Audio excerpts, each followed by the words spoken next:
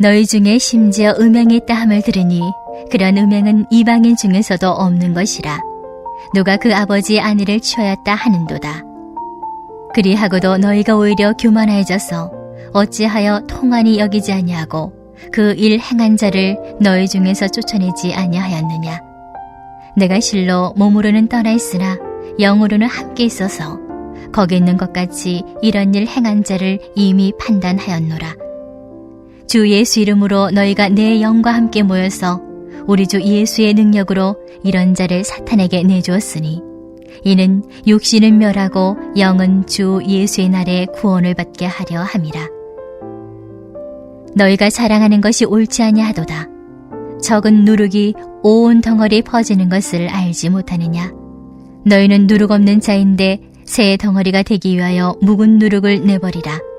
우리의 유월절 양 곧 그리스도께서 희생되셨느니라. 이러므로 우리가 명절을 지키되 묵은 누룩으로도 말고 악하고 악에 찬 누룩으로도 말고 누룩이 없이 오직 순전함과 진실함의 떡으로 하자.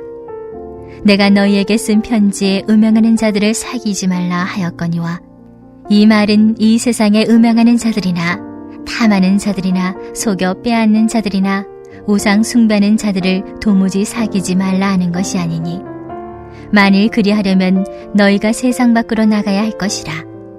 이제 내가 너희에게 쓴 것은 만일 어떤 형제라 일컫는 자가 음행하거나 탐욕을 부리거나 우상 숭배를 하거나 모욕하거나 술 취하거나 속여 빼앗거든 사귀지도 말고 그런 자와는 함께 먹지도 말라 함이라. 밖에 있는 사람들을 판단하는 것이야 내게 무슨 상관이 있으리오마는 교회 안에 있는 사람들이야 너희가 판단하지 아니하랴. 밖에 있는 사람들은 하나님이 심판하시려니와 이 악한 사람은 너희 중에서 내쫓으라. 아멘.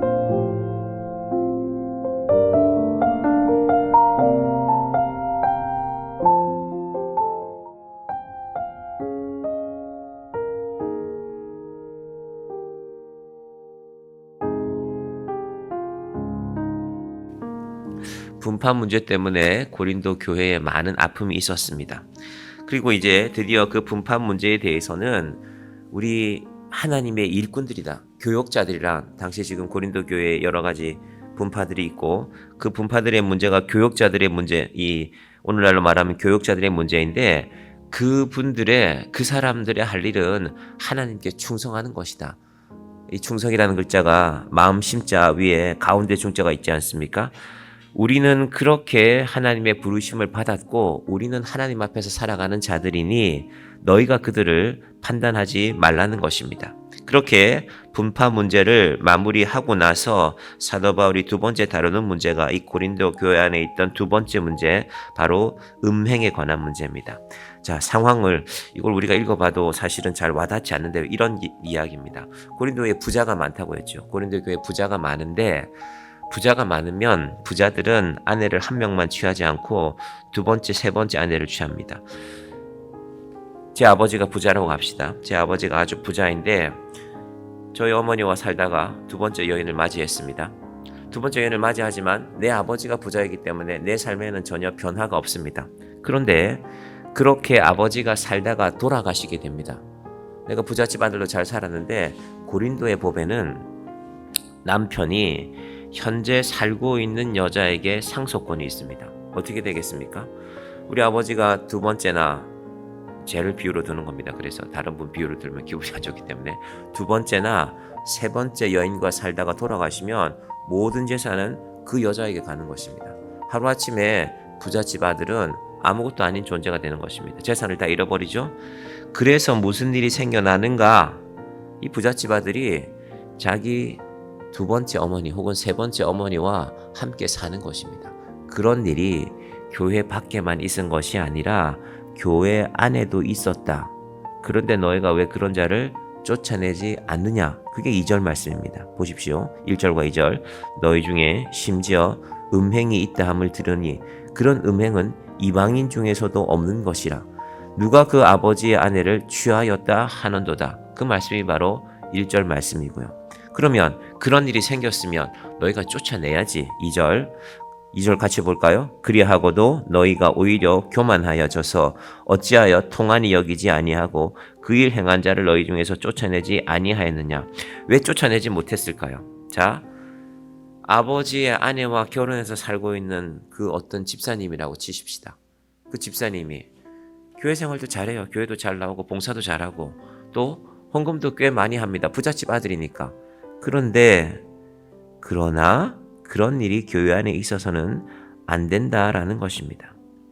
너희가 지금 하는 걸 보니까 교회가 이미 잘못되어 있다고 3절에 보십시오. 내가 실로 몸으로는 떠나 있으나 영으로는 함께 있어서 거기 있는 것 같이 이런 일 행한 자를 이미 판단하였느라. 교회가 세상과 도무지 구별이 되지 안 된다는 것입니다. 이방인 중에서도 그런 일이 없어야 되는데 도대체 이게 교회인지 교회가 아닌지 그런 일을 사도 바울이 말씀하고 있는 것입니다. 사도 바울은 때로는 교회가 아픔을 겪을지라도 잘못된 일은 분명하게 정돈하라고 말하고 있습니다. 잠언 23장 14절에 이런 말씀이 있는데요. 내가 그를 채찍으로 때리면 그의 영혼을 수월에서 구원하리라. 한 사람을 교회에서 징계하면 그 사람은 아픔이 있겠죠. 서운함도 있을 것이고 아니 내가 교회를 어떻게 섬겼는데 그런데 그 영혼을 위해서 그 육신을 그의 신앙에 대해서 분명하게 경고하고 쫓아내라는 것입니다. 사도 바울이 왜 이렇게 강조하느냐 하면 죄라는 것은 누룩처럼 퍼져나가기 때문입니다. 자, 6절 말씀 함께 보실까요?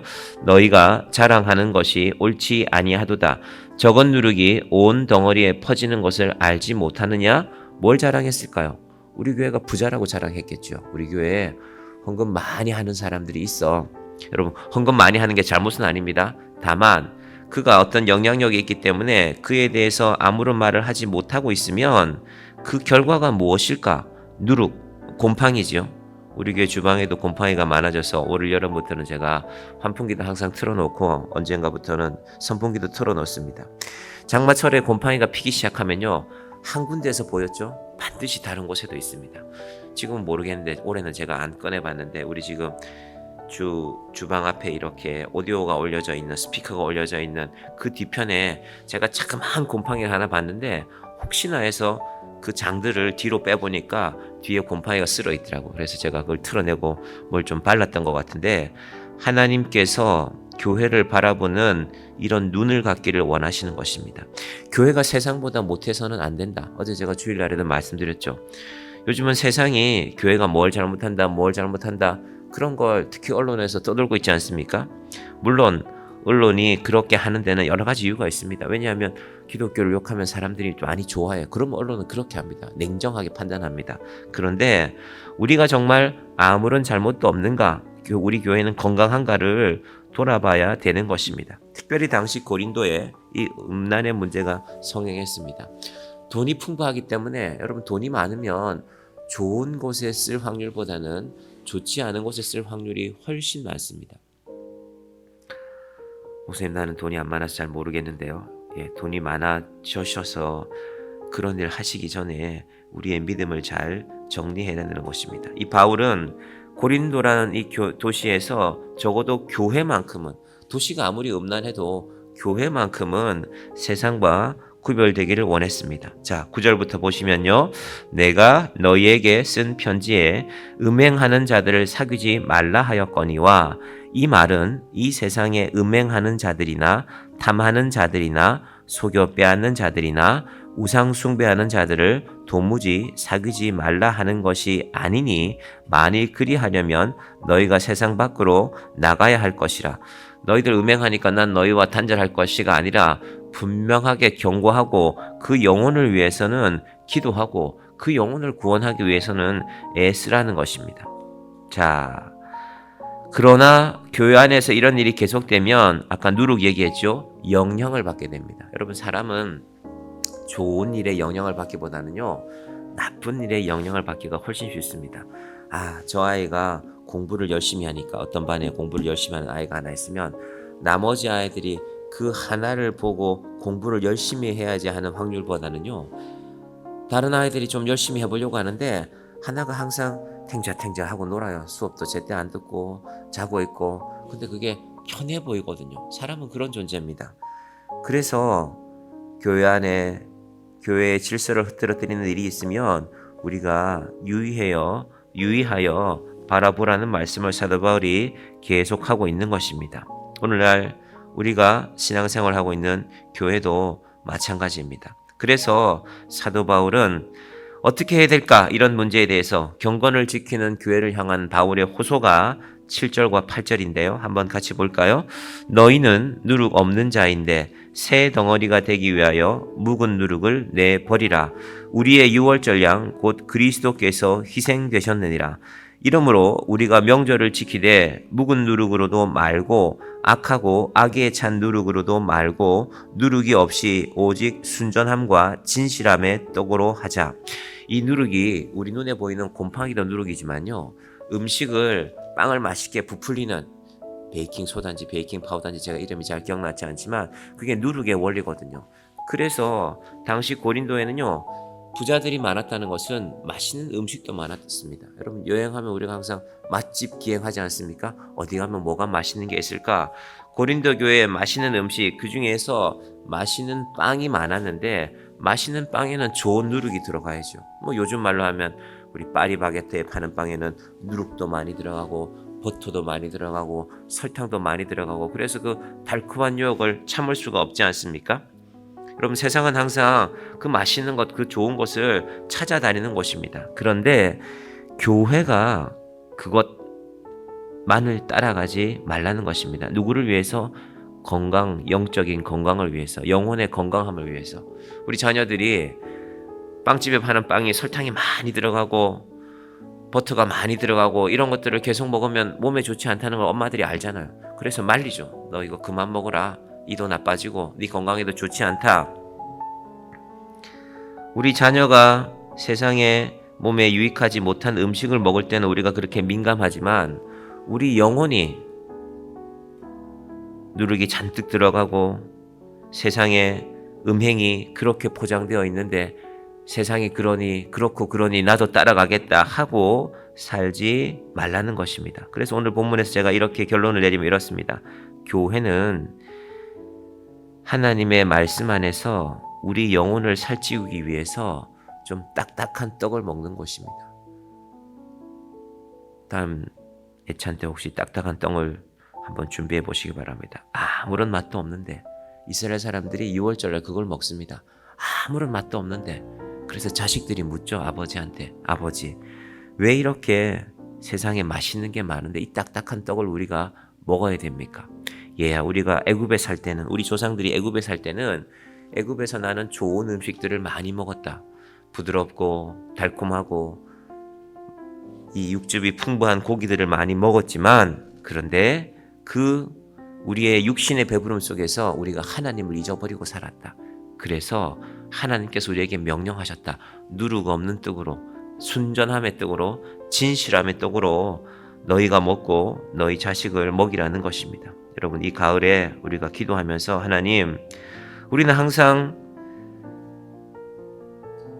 부드러운 빵을 위해서 세상의 것들을 우리 인생에 좀 많이 섞어보고 싶습니다. 그런데 내 영혼을 위해서는 세상에 달콤한 것이 많이 있지만 하나님, 내 영혼을 위해서는, 우리 육신을 위해서 우리 아이들에게 설탕이 가득 들어간 음식을 우리가 주지 않는 것처럼 우리 영혼을 위해서도 세상의 부드러움 속에, 세상의 달콤함 속에 숨겨진 이 음행과 잘못된 것들을 제하는 자가 되게 해주십시오. 사도 바울의 이 말씀이 저와 여러분의 은혜의 말씀이 되기를, 우리의 영혼을 살찌우는 말씀이 되기를 주님의 이름으로 간절히 축원드립니다. 기도하겠습니다.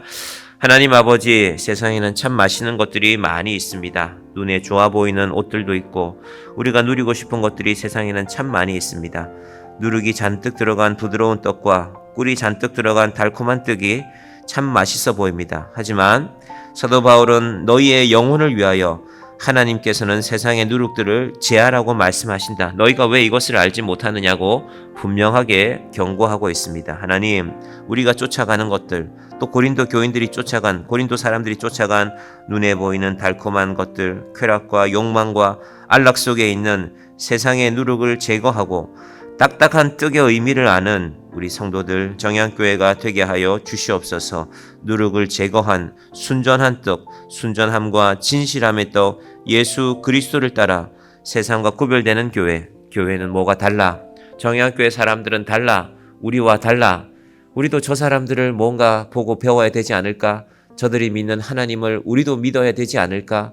세상은 오늘도 교회를 바라보고 정향교회를 바라보고 있습니다. 아버지 하나님, 순전함과 진실함의 떡으로 하나님이 기뻐하시는 세상과 구별되는 교회를 세워가는 주의 자녀들이 되게 하여 주시옵소서. 선선한 바람이 불어옵니다. 이 가을에 우리는 무엇을 위해서 기도하겠습니까? 하나님 안에서 바른 믿음으로 살아가고 순전함과 진실함의 떡을 구하며 살아가는 주의 자녀들을, 이 복된 자녀들을 위해 하나님의 충만한 은혜를 더하여 주시옵소서.